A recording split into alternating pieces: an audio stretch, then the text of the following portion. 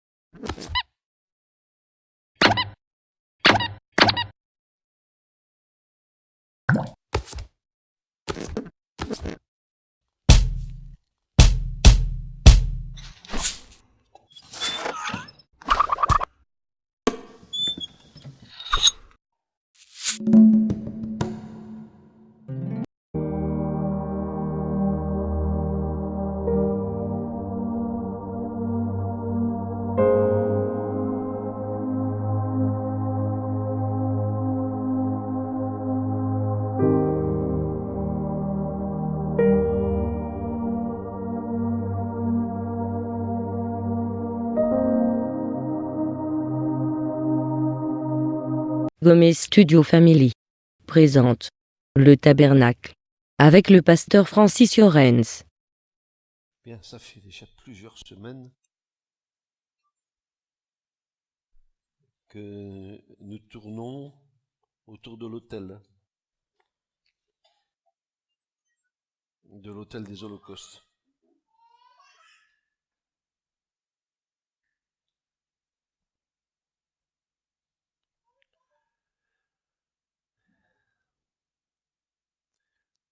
Et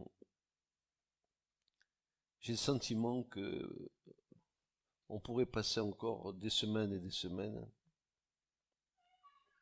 à contempler cette œuvre-là sans en avoir découvert tous les aspects. Il me semble que je disais la dernière fois que l'œuvre de la croix est une œuvre qui est marquée pour l'éternité et dans l'éternité, et que quand nous serons au ciel, même aujourd'hui, alors que nous connaissons qu'en partie, quand nous serons au ciel, nous comprendrons quelle a été l'œuvre de la croix pour la terre et pour l'univers. Donc, je suis certainement pas suffisant pour vous parler de cette chose. Le Seigneur m'en a donné une certaine connaissance, mais ma connaissance est limitée. Je n'aurai pas la prétention de vous dire, en terminant l'enseignement de l'autel, que je vous ai ou transmis ou tout dit. Certainement pas. Il y a tellement d'éléments qui viennent se rattacher à l'autel, donc à la croix, que on n'a pas fini d'explorer tous ces chemins-là.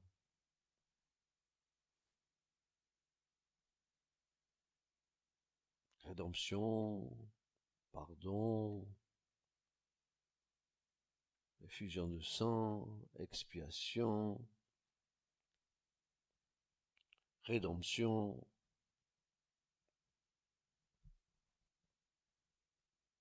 et tout ce qui s'y rattache. Seulement, on ne peut pas non plus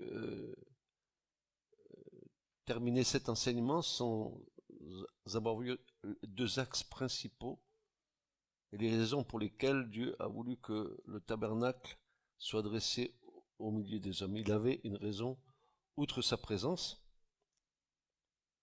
et son désir, son intention profonde d'habiter au milieu de son peuple, et nous avons vu dans les autres enseignements que nous avons eus que le plan de Dieu n'était pas simplement d'être au milieu des hommes,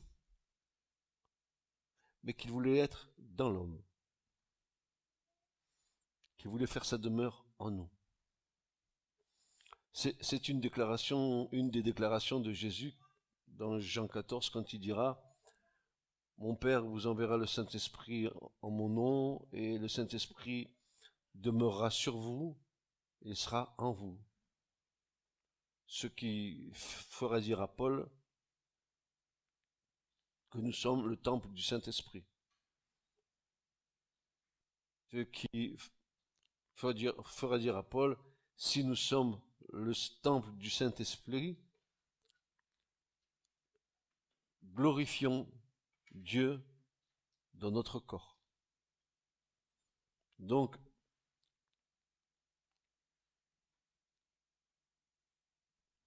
l'Esprit de Dieu est l'élément que Dieu nous a donné pour que nous comprenions l'œuvre de Christ. Et comme je vous disais tout à l'heure, nous connaissons en partie, nous prophétisons en partie, nous n'avons pas toute la connaissance, mais ce que le Seigneur veut nous donner est suffisant pour que Christ grandisse dans nos cœurs. Et si c'est suffisant pour nous, suffisant pour l'Église, c'est suffisant pour tous ceux et tous celles qui s'approchent de Christ, d'avoir une notion du Seigneur, une notion de sa divinité, une notion de sa majesté, une notion aussi de son humanité, puisqu'il il a été fait chair, et il est venu habiter au milieu de nous. Donc, l'enseignement de l'autel des holocaustes, l'enseignement de la croix, est un enseignement que nous devrions, un peu comme Marie, repasser ces choses dans notre cœur, parce que nous avons besoin de maturer. Nous recevons des choses de Dieu, nous recevons sa parole, nous l'incorporons dans nos pensées, elle va descendre dans nos cœurs, et ensuite ces pensées-là ont besoin de revenir à notre esprit pour que nous fassions le point de ce que nous avons reçu. Et c'est toujours comme ça, on doit peser sa position en Christ en ayant dans nos cœurs le volume d'informations que le Saint-Esprit a bien voulu déposer en nous. C'est ça en nous qui va faire grandir le Seigneur dans nos vies. C'est la pensée du Saint-Esprit qui va venir travailler nos cœurs et nos esprits, qui va donner une dimension plus grande. Paul dira, jusqu'à l'accroissement de toute la plénitude du corps, jusqu'à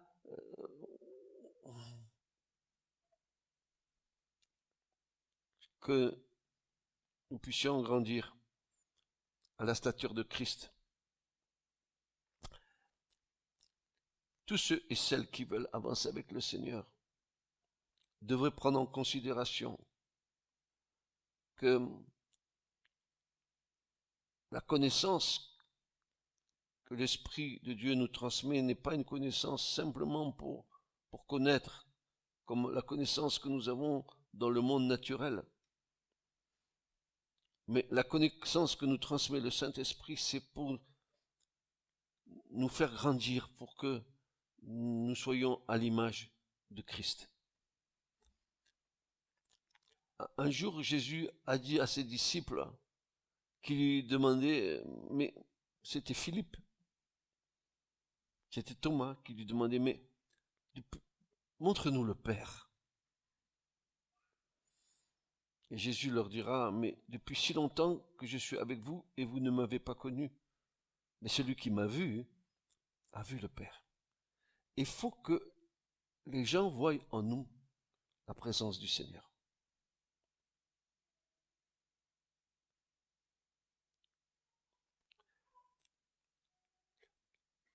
On ne se distingue pas d'être un chrétien par rapport au monde parce que nous parlons des choses concernant la foi ou la religion. Les gens seront touchés parce qu'ils verront en nous la présence du Seigneur. Ils sauront qu'il y a quelque chose de différent. Le monde est capable d'avoir du discernement, comme nous avons du discernement. Ils seront capables de dire, mais il y a quelque chose là qui est différent. Le regard est différent. Les paroles sont différentes. Ce que cet homme ou cette femme transmet, c'est différent.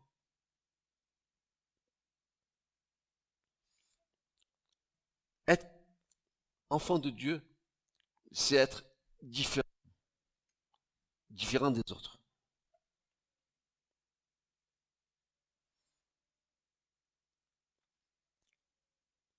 Tout cela parce que Dieu a voulu, il a désiré vivre en nous, et c'est un grand privilège que nous avons.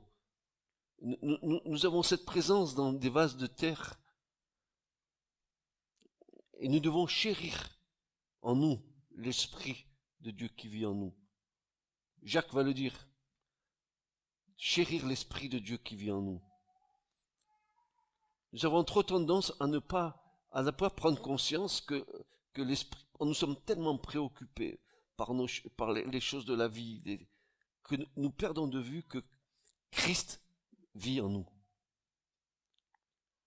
Et Paul fera cette déclaration, il le dira aux Philippiens, il va dire, pour moi, vivre c'est Christ, et la mort m'est un gain. Toute sa vie était dirigée vers le Christ.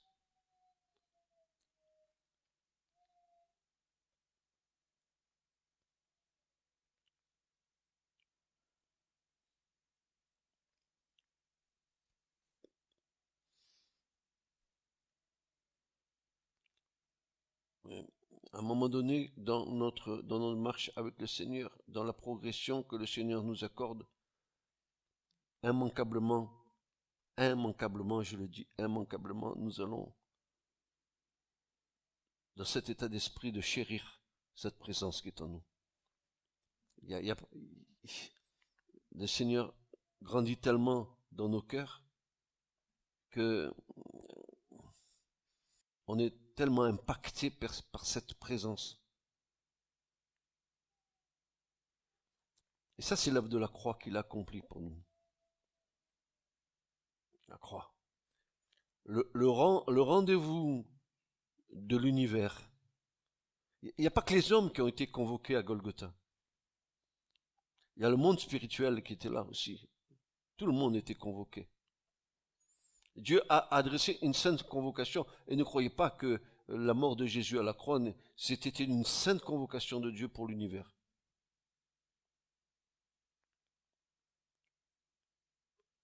Le psaume 22, le psalmiste inspiré par l'Esprit dira cette chose merveilleuse, il dira que autour de la croix, des taureaux de Basan, des lions rugissants, des chiens sauvages qui déchirent, étaient là, autour de la croix, dansant la farabole infernale autour de celui qui est le Fils du Dieu vivant et qui allait mourir à la croix pour nous.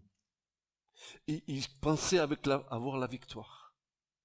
Il pensait d'avoir fait taire définitivement celui auquel ils étaient assujettis. Parce que quand vous regardez le ministère du Christ, quand vous voyez comment Christ assujettissait toutes choses, si bien que quand les hommes animés de démons voyaient arriver Jésus, les démons se manifestaient en lui disant, mais ce n'est pas encore le temps, ne nous envoie pas là où nous devons aller.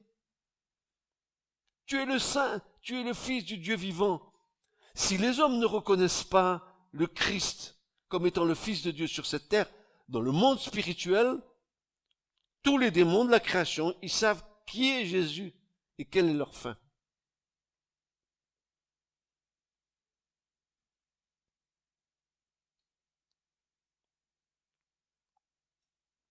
Tu es le Saint de Dieu.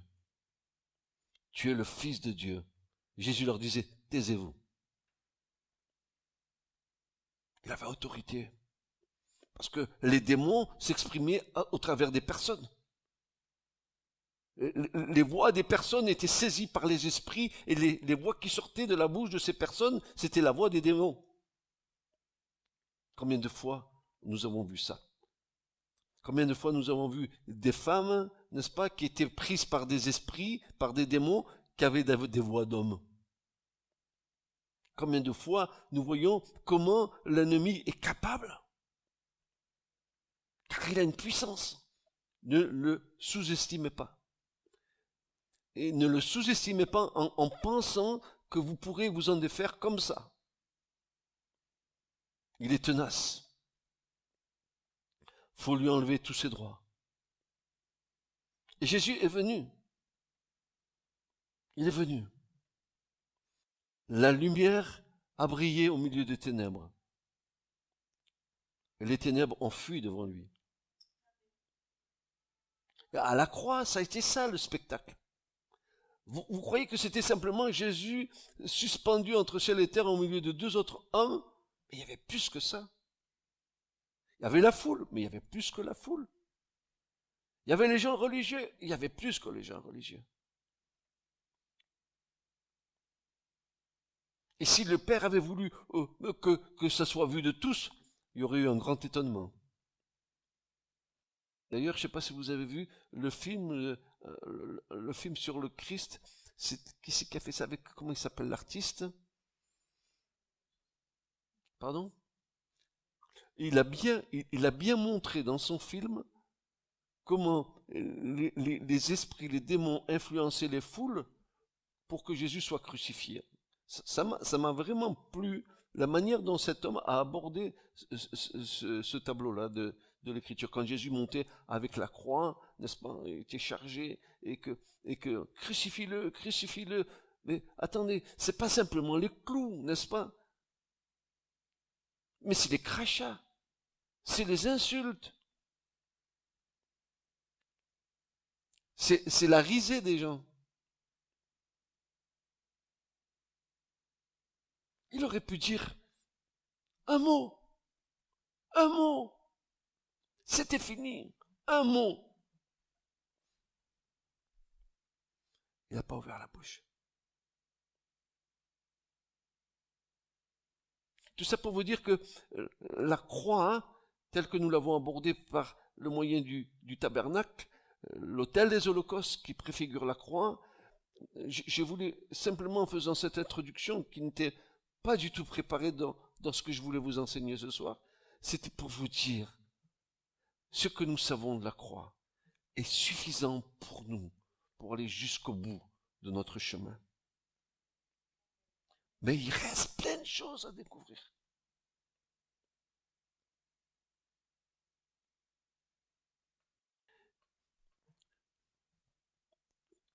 Je voudrais vous rappeler ce qu'on disait la semaine dernière. C'est tellement important, c'est tellement important. Je voudrais qu'on était le point de départ de l'existence et de la construction du tabernacle au milieu des hommes, outre la présence de Dieu, c'était le don de la loi et l'alliance avec le peuple. Sinon, le tabernacle ni l'autel n'a aucun lieu d'exister. Ça sert à rien.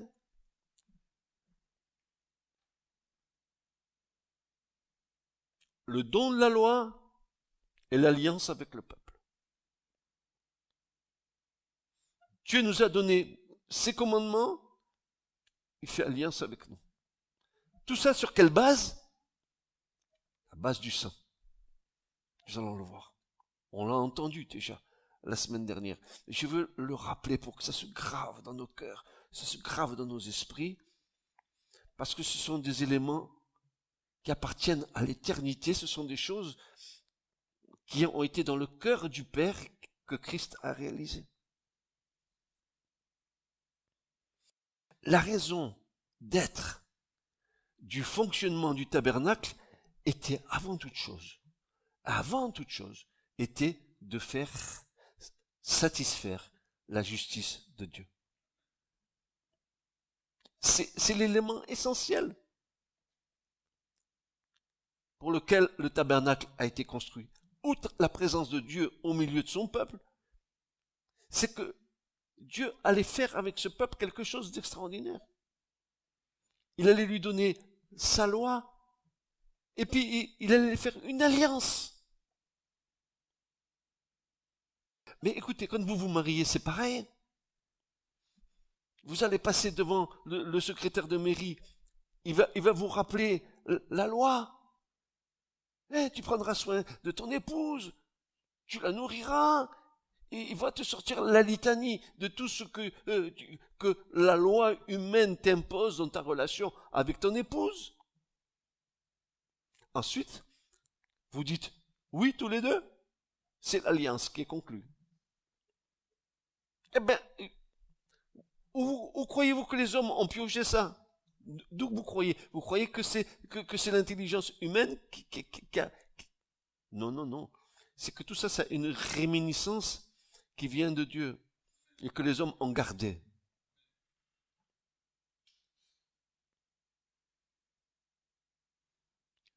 Les 10 paroles qui ont été données au peuple sur le mont Sinaï, je vous rappelle que les 10 paroles, c'est les 10 paroles qui sont sorties de la bouche de Dieu.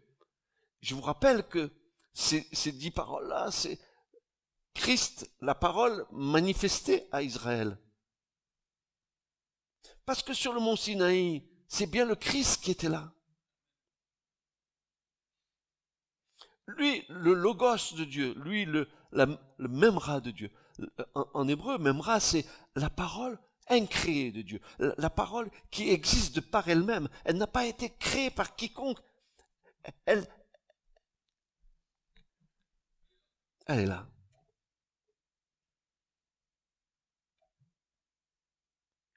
Les 10 paroles ayant été données au peuple, un élément d'une importance capitale devait sceller ces 10 paroles ou 10 commandements. Il fallait sceller cette loi. Par quoi? Par le sang. Écoutez bien, la vie est dans le sang. Et lorsque la loi reçoit le sang, la loi devient vie. Ça me plaît. Ça me plaît. Paul dira, la lettre, elle tue, mais l'esprit vivifie. Il faut la vie. Et quand Christ a donné les 10 commandements à Israël, il avait déjà en vue l'aspersion de son sang sur cette loi. Il allait la sceller lui-même à Golgotha. Et même si pour l'instant c'était le sang des animaux qui était là, qui était comme préfiguration du grand sacrifice de Christ, déjà, sur le Sinaï, Christ, il avait en vue que ces commandements-là, ces 10 paroles qu'il donnait, seraient scellés par son propre sang.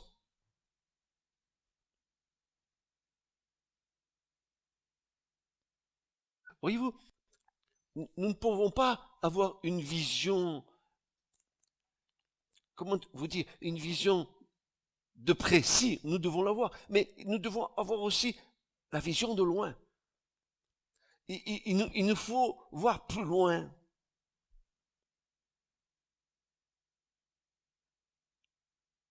La loi de Dieu, écoutez bien, la loi de Dieu est le reflet de la sainteté de Dieu.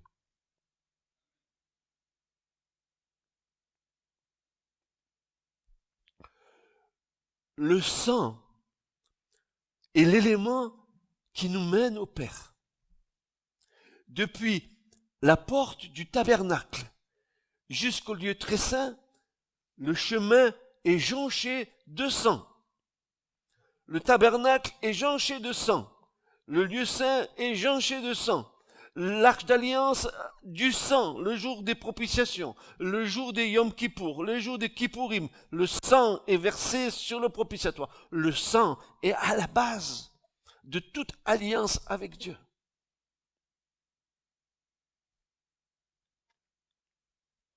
Depuis la porte du tabernacle jusqu'au lieu très saint, le chemin est jonché de sang.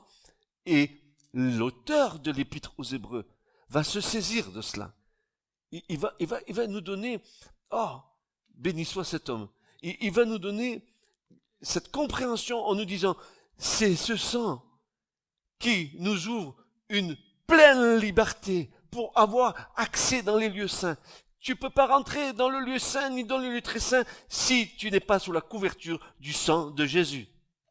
Tu ne peux pas te présenter devant la présence de Dieu sans l'aspersion du sang de Jésus sur ta vie. C'est un des témoignages que Dieu demande que tu aies dans ta vie. Pas seulement le témoignage du sang, pas seulement le témoignage de l'eau, mais aussi le témoignage de l'esprit.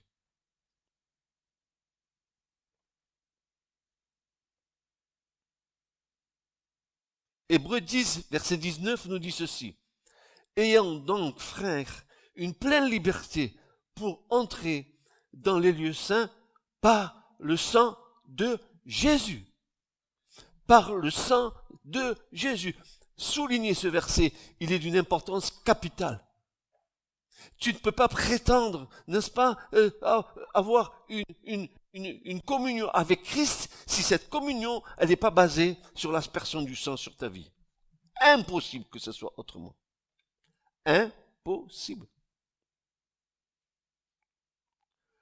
Hébreux 10, 19, ayons donc, frères, une pleine liberté pour entrer dans les lieux saints par le sang de Jésus. Mais alors, ça c'est pour nous aujourd'hui. Mais qu'est-ce que Dieu a fait pour asperger la loi de sang? Nous allons le retrouver dans Exode 24, versets 6 à 8. Exode 24, versets 6 à 8. Béni sois-tu, Seigneur, ton œuvre est parfaite. Béni sois-tu, mon roi, qui est comme toi.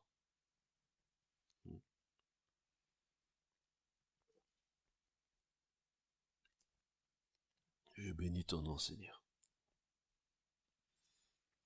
Exode 24, versets 6 à 8.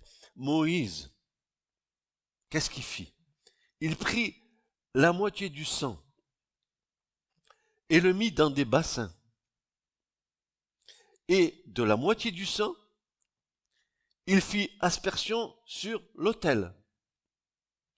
Vous vous rendez compte, là? Vous vous rendez compte cette symbolique qu'elle a? Il est en train de nous dire qu'il y aurait de l'aspersion, qu'il y aurait dans un futur une aspersion de sang sur un autel et que cet autel serait la croix. Là où il y a le sacrifice, là où il y a Jésus suspendu entre ciel et terre, que l'oblation du sang serait là.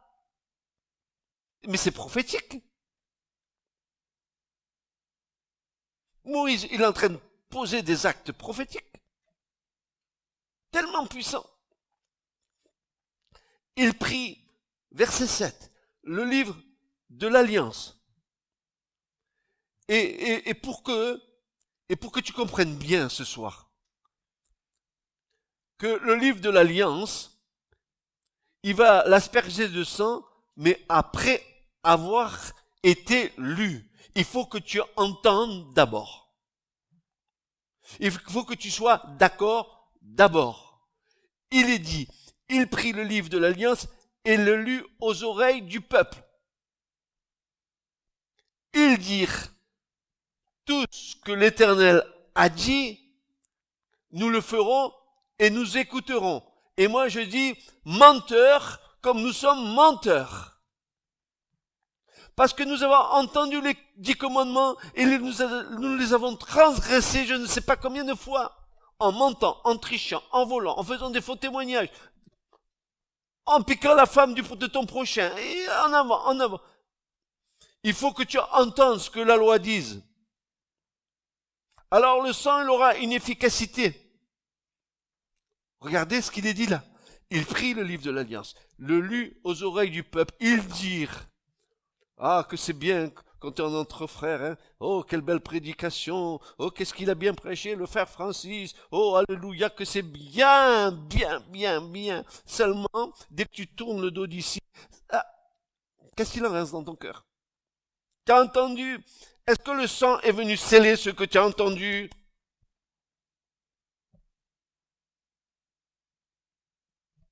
Ah, Seigneur.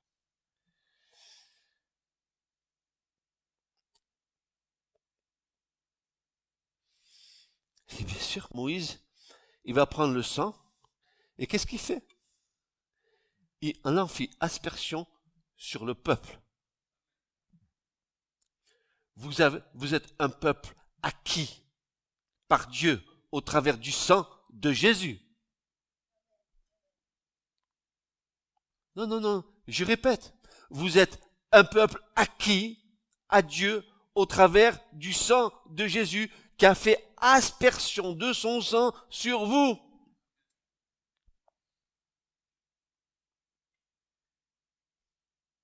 Voici le sang de l'alliance que l'Éternel a faite avec vous selon toutes ses paroles.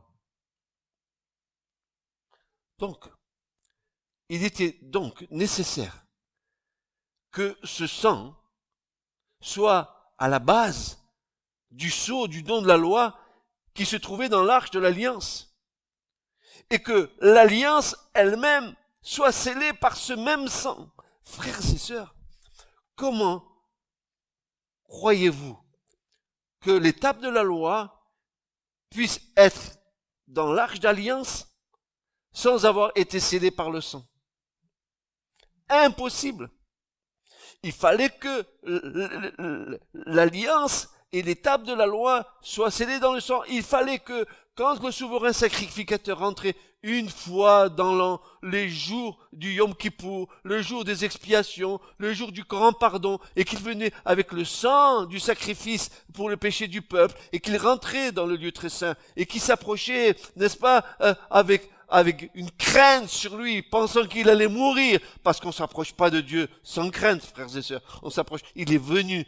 Alors, il avait une robe extraordinaire, avec des clochettes au bout de la robe, et tout le peuple était autour du tabernacle, écoutant les déplacements du souverain sacrificateur dans le lieu très saint, pourvu que les cloches continuent de sonner, et qu'il puisse offrir le sacrifice pour nos péchés.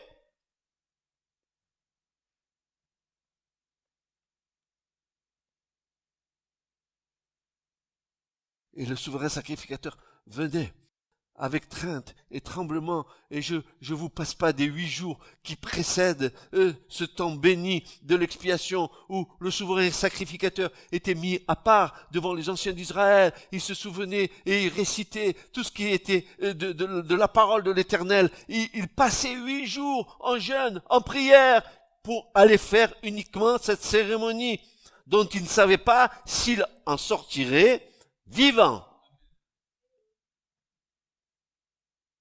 Et nous, on craint rien. Jésus, tu es mon pote, tu es mon copain, c'est bon. Tu peux me bénir, va. Tu comprends bien que c'est chouette, toi.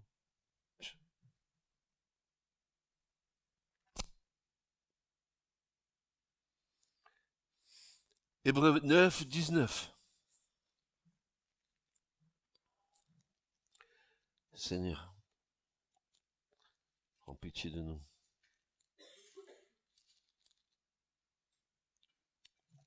Hébreux 9, 19.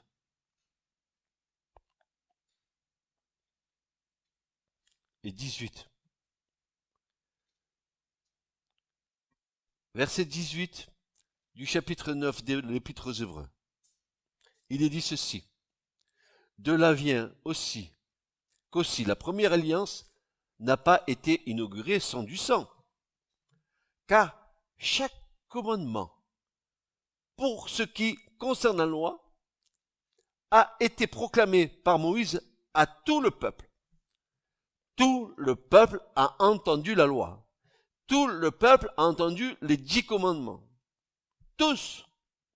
Parce que la loi qui est transmise au peuple d'Israël, c'est une loi divine qui vient d'en haut. C'est une loi qui fait loi dans le royaume de Dieu. Il dit ceci. Car chaque commandement, pour ce qui concerne la loi, ayant été proclamé par Moïse à tout le peuple, il prit le sang des veaux et des boucs, avec de l'eau et de la laine écarlate et de l'hysope, et en fit aspersion sur le livre lui-même et sur tout le peuple, en disant, c'est ici le sang de l'alliance que Dieu vous a ordonné.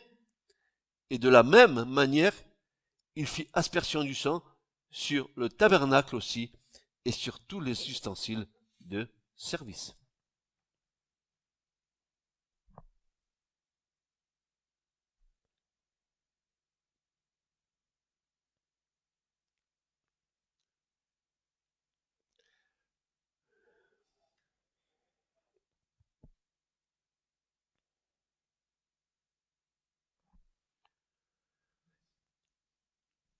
La loi est donc nécessaire pour le fonctionnement du parvis. Elle est typifiée par les 5 colonnes qui séparent le parvis des lieux saints.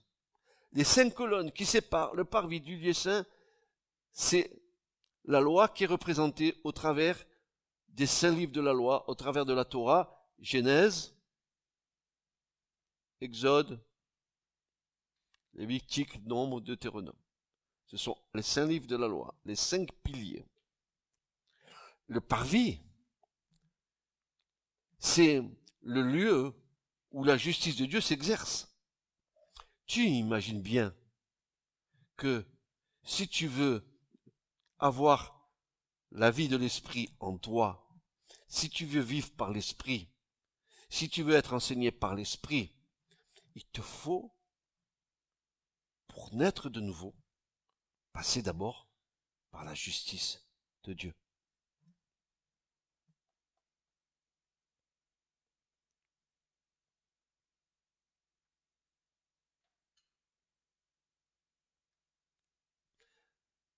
Souvenons-nous que ces mêmes colonnes étaient de bois de sittim, couvertes d'or, avec des bases d'airain.